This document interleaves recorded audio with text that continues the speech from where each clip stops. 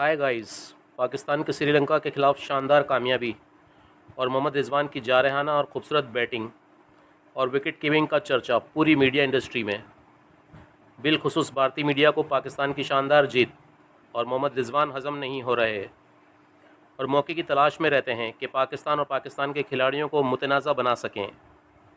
ऐसे ही कुछ मोहम्मद रिजवान के साथ हो रहा है।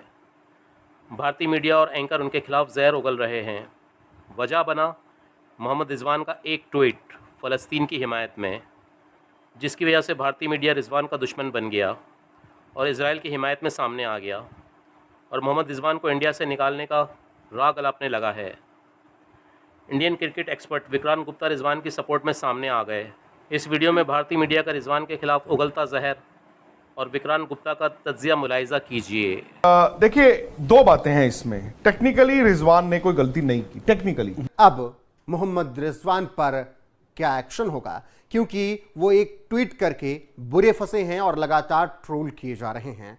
आपको बता दें कि मोहम्मद रिजवान ने शानदार 131 रनों की पारी खेली। 131 रन की पारी खेलने के साथ ही वो मैच के हीरो रहे। इसके अलावा पाकिस्तान के लिए अब्दुल्ला शफीक ने भी शतक लगाया और पाकिस्तान ने श्रीलंका को ये मुकाबला हरा दिया। दोनों मुकाबले पाकिस्तान वर्ल्ड कप में जीतकर अब पूरे दम के साथ आगे बढ़ने को तैयार है और मोहम्मद रिजवान इसी बीच अब मुश्किल में फंसते हुए नजर आ रहे हैं। दरअसल इस वक्त इजराइल और फिलिस्तीन के बीच जंग जारी है। इसी को लेकर मोहम्मद रिजवान ने एक ट्वीट किया। शतक लगाने के बाद, पाकिस्तान को जीत दिलाने के बाद उन्होंने ट्वीट किया है। उन्होंने अपने ट्वीट में लिखा है, this was for our brothers and sister in Gaza है। इसके बाद अब मोहम्मद रिजवान को लगातार लिया जाना चाहिए।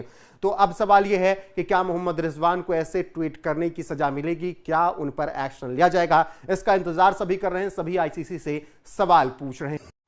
आईसीसी वालों, इस क्रिकेटर को वर्ल्ड कप से निकालो। जी हां, इस चेहरे को तो आप पहचानते होंगे। मोहम्मद रिजवान नाम है, क्रिकेटर है, लेकिन आजकल इनकी हरकतें क्रिकेटर जैसी नहीं हो गई। इसीलिए कहा जा रहा है, सोशल मीडिया पर पूरा कैंपेन चल रहा है, हजारों ऐसे कमेंट्स हैं कि इन्होंने जो हरकत की है उसकी वजह से कहा जा रहा है कि इस क्रिकेटर को वर्ल्ड कप से निकाल दो, बैन कर दो। यह क्यों कहा जा रहा है?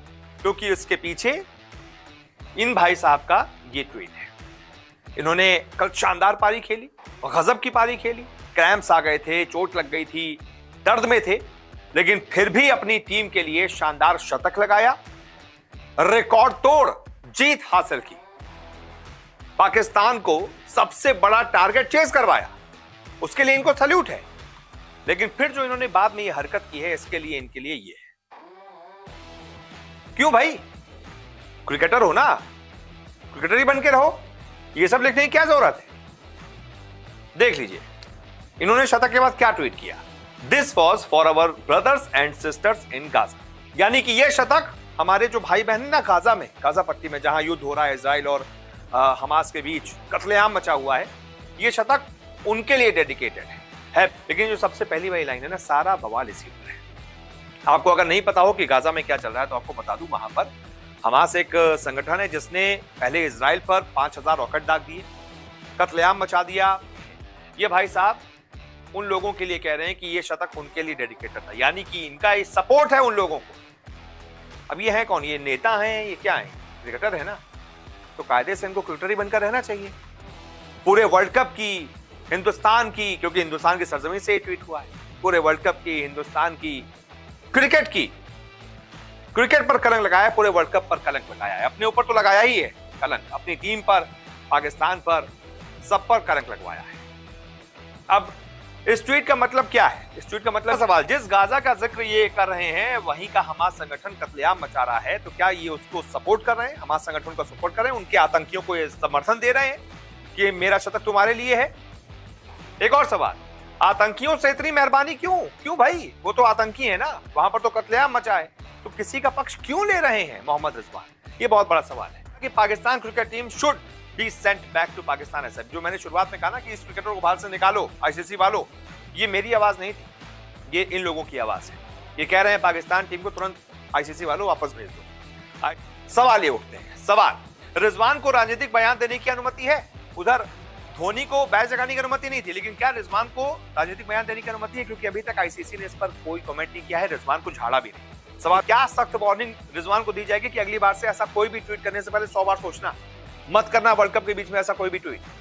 ये हरकतें, इसीलिए लोग ये कह रहे हैं कि भैया इनको यहां से निकाल बाहर करो, क्योंकि क्रिकेट की फील्ड पर राजनीति की कोई जगह।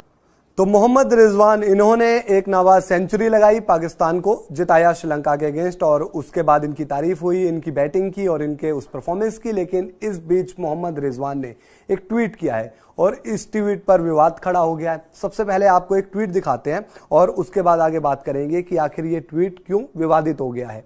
अब सबसे पहले आप मोहम्मद रिजवान का ये ट्वीट पढ़िए। इन्होंने अपना जो परफॉर्मेंस था उसके बाद एक ट्वीट किया और सबसे पहली लाइन अगर आप पढ़ेंगे, मोहम्मद रिजवान का ये ऑफिशियल एक्स हैंडल है, इसमें उन्होंने लिखा है this was for our brothers and sister in Gaza.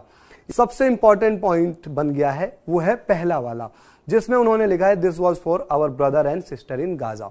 अब आप इस समय अगर खबरों में होंगे तो आपको पता ही होगा कि जो गाजा है उसको लेकर किस चीज का विवाद चल रहा है। दरअसल हमास ने पहले इजराइल में जाकर हमला किया, कई लोग मारे इजराइल के, और उसके बाद इजराइल ने जवाबी कार्रवाई की है और अब वो गाजा पट्टी हो या फिर हमास के खिलाफ वहां पर जाकर हमले कर रहा है और उनके लोगों को मार रहा है। ये उसको लेकर अब ये कहा जा रहा है कि आईसीसी के वर्ल्ड कप इवेंट में इस लाइन का क्या मतलब, क्योंकि आपको पता है कि आईसीसी अपने वर्ल्ड कप इवेंट में किसी भी तरह की धार्मिक हो, नस्लीय हो या जातीय हो कोई टिप्पणी करने की इजाजत नहीं देता। आईसीसी ने साफ तरह से इन चीजों पर बैन लगा रखा है।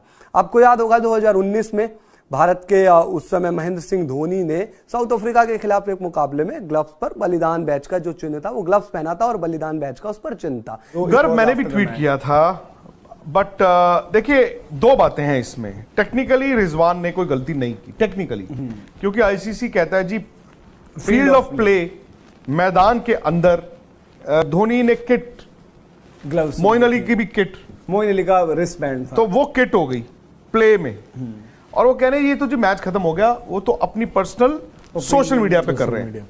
ठीक है, अब ये बात आ जाती है उस इंडिविजुअल प्लेयर की और उस क्रिकेट बोर्ड की। अब वो उनको लग रहा है ठीक है तो ठीक है। मैंने ये भी अपना बता दिया था जब मुझे क्लैरिटी मिली थी। अफसोस हो सकता है जो आप साइड देखना चाहते हो, वो मुझे जो साइड दिखी, मुझे लगा कि एक क्रिकेटर को शायद ये ना करता तो बेहतर होता, बट दूसरी साइड वाले कहेंगे जी वो उनका बिलीफ है